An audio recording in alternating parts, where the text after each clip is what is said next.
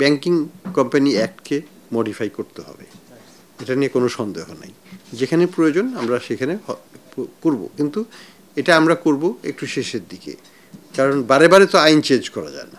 আমরা সমস্যাগুলোকে চিহ্নিত করব, আইডেন্টিফাই করে রেখে দেবো, এখনই যাব না।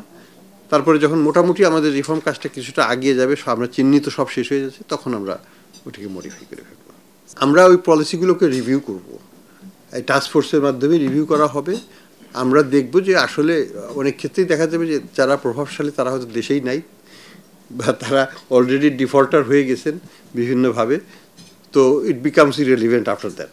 তো যাই হোক, আমরা এগুলোকে কেস বাই কেস আমরা প্রত্যেকটাকে রিভিউ করব, পলিসিটাকে রিভিউ করব, আবার পলিসির ইমপ্লিকেশনটা কী সেটাও আমরা রিভিউ করব।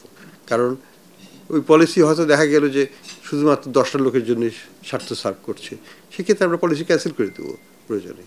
তো এগুলো সবই অন দ্য টেবল, কিন্তু এখনই এই পর্যায়ে কিছু মন্তব্য করব না, কারণ পলিসি তো আমরা চেঞ্জ করিনি, যা আছে সেইভাবেই আছে বর্তমানে।